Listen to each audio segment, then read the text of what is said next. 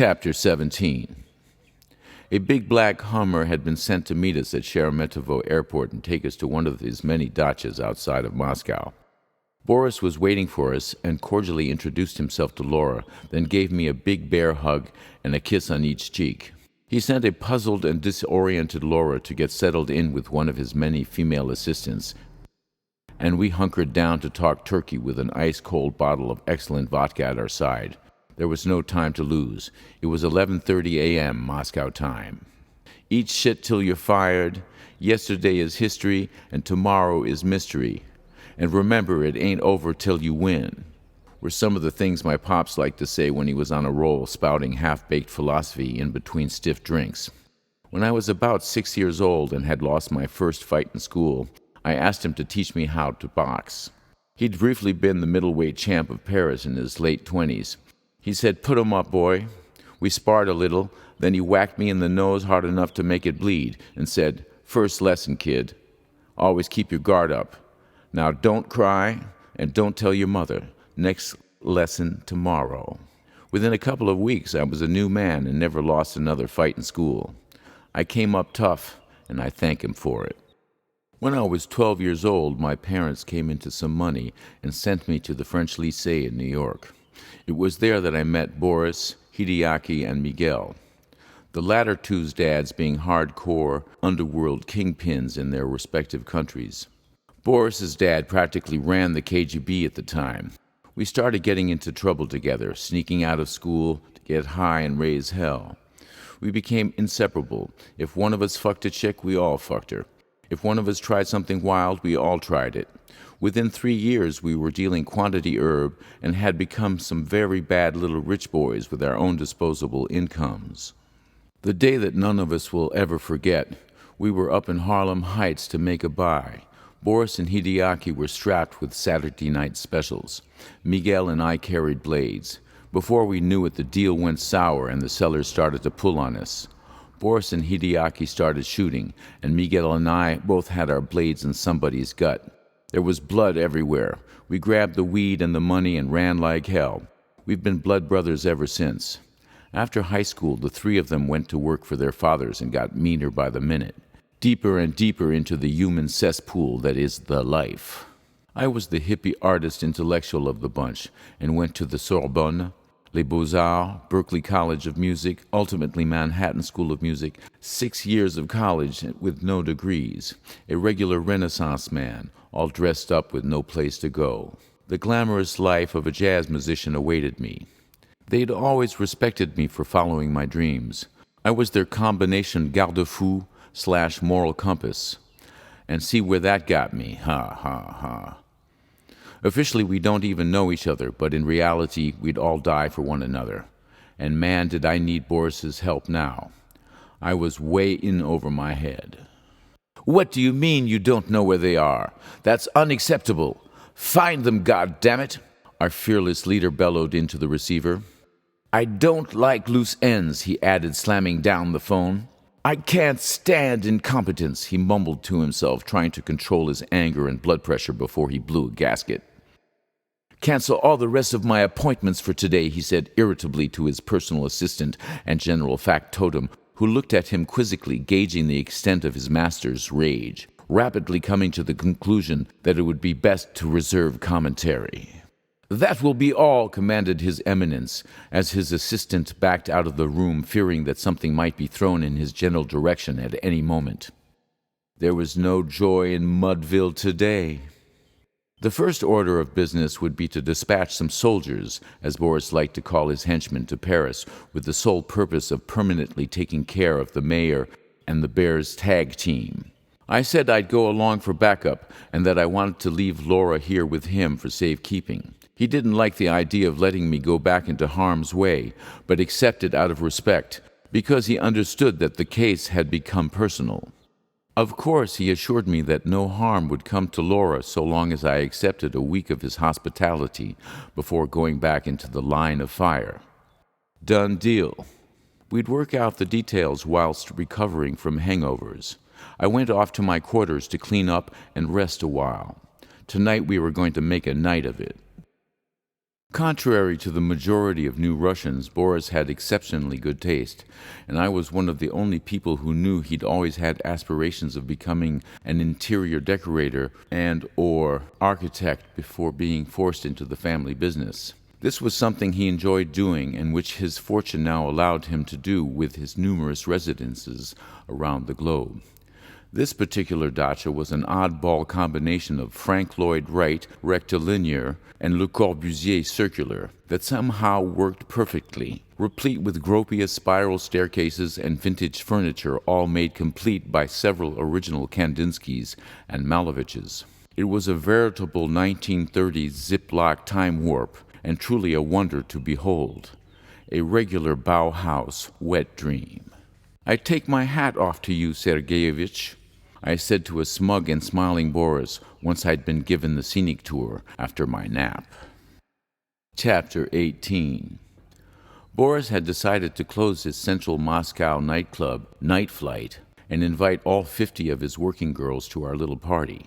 The air was gorged with a panoply of exotic perfumes and intoxicating female scents.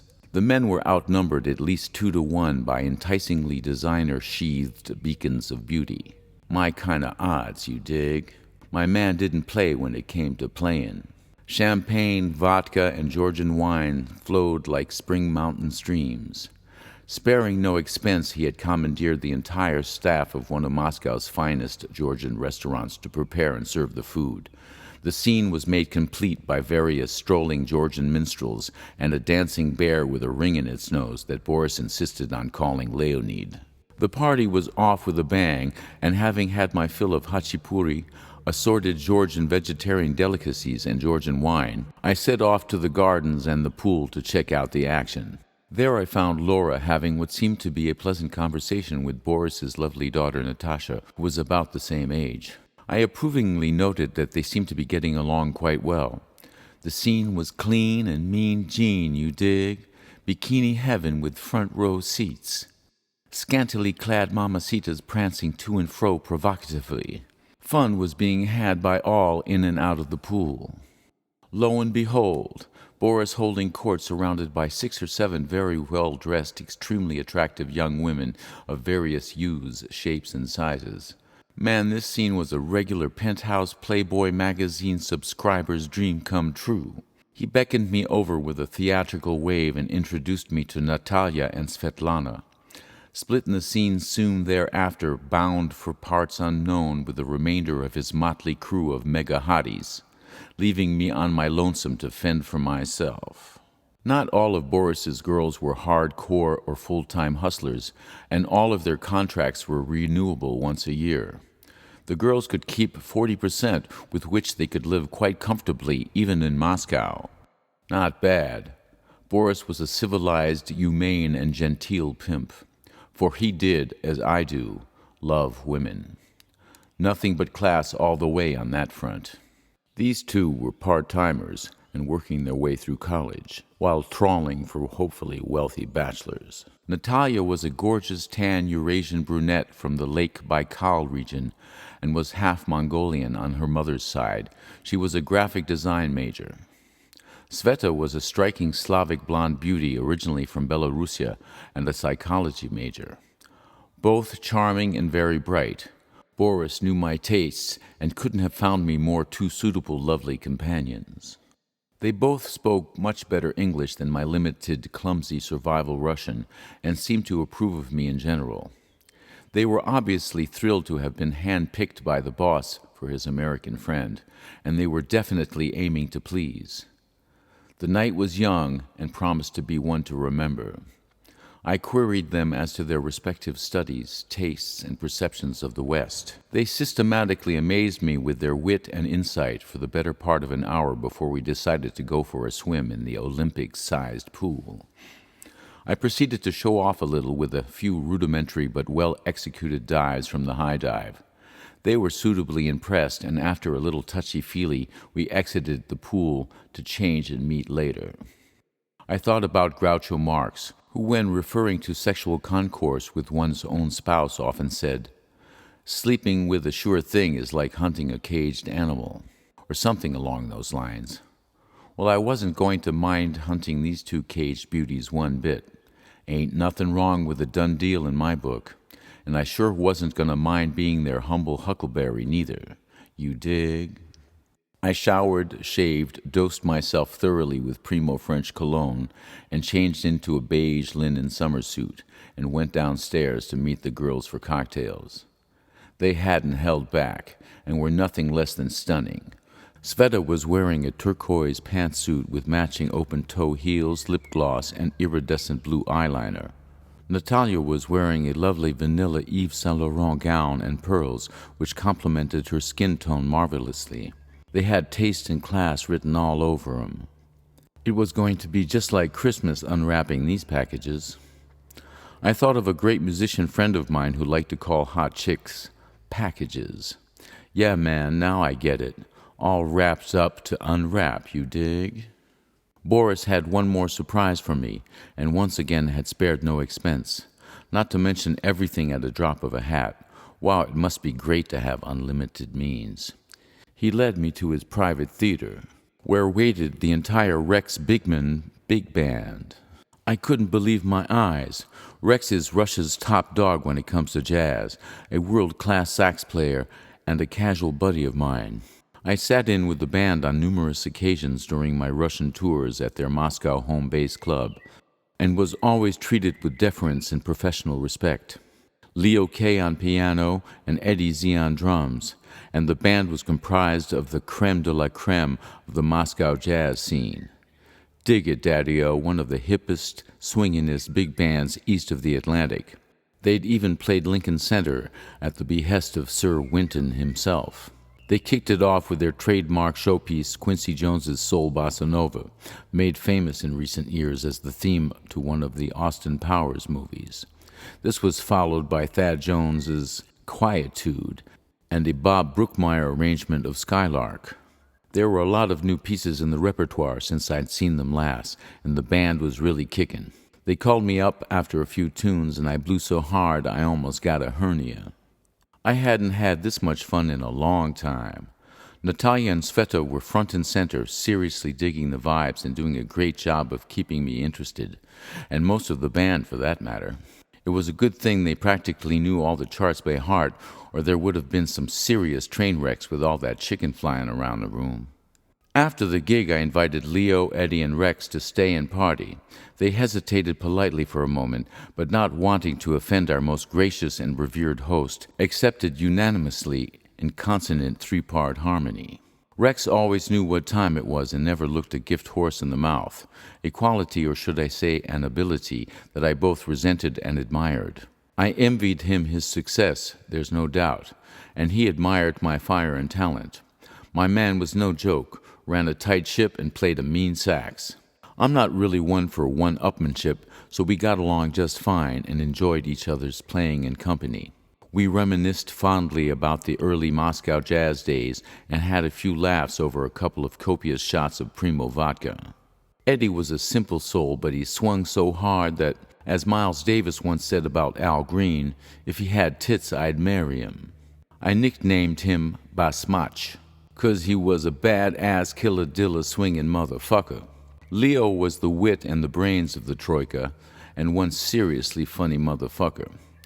He'd gotten a Ph.D. in physics before he'd even taken the piano seriously, and then had taught himself how to play at a consummate professional level within just a few years. A simply amazing feat. He was kind of a Russian Herbie, but nowhere near as prophetic or original, of course. I introduced him to Sveta and Natalia, who I knew would appreciate him, knowing full well that he wouldn't hit on him because he liked his girls big, as in nothing under 200 pounds even tickled his fancy big. To each his own, baby, to each his own. Rex and Eddie were off in search of free food, free booze, and free poon, for which they would not have to search far and wide, that was for damn sure. It was 2 a.m. and the party wasn't winding down yet, but it was starting to mellow, and the girls and I made our way to my suite. I turned the lamps down low and went to freshen up while the girls made themselves comfortable. After a quick shower, I returned bathrobe-clad to find them already petting and panting on the couch. They looked up at me dreamily. the sole intent of pure and unadulterated sensuality saliently apparent and growing exponentially with their every move.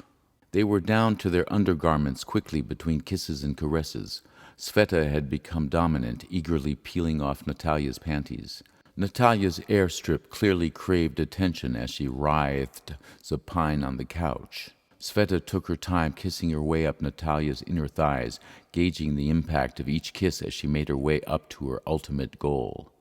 Natalia gasped and moaned when Sveta finally hit her target, burying the nib of her now throbbing femininity with thumb and forefinger, flicking it gingerly with her expert tongue while observing the object of her carnal desires intently. Her tongue became more active and aggressive, darting in and out of Natalia's vulva and exploring the wondrous folds of her labia with rapacious, esurient efficiency, only to inexorably return with renewed fervor to the spot that got her quarry hot. Natalia came mightily in Sveta's mouth, her entire body convulsing with sizzling, sensual seizures of ineffable ecstasy. Pleasure tremor aftershocks continued to course through her very being for several minutes thereafter, while Sveta tenderly kissed her way up along the contours of her paramour's still trembling body to finally lock mouths and hump her gently, cat to kitten, into total submission. I was now fully aroused and well beyond eager, but I was not about to participate until they had gotten their fill of one another. Mine was but to revel and regale at the voyeur's table until the opportune moment arose for me to actively partake in these provocative proceedings. I simply led them to the bedroom and the king-size bed where they could continue what they had so eagerly started.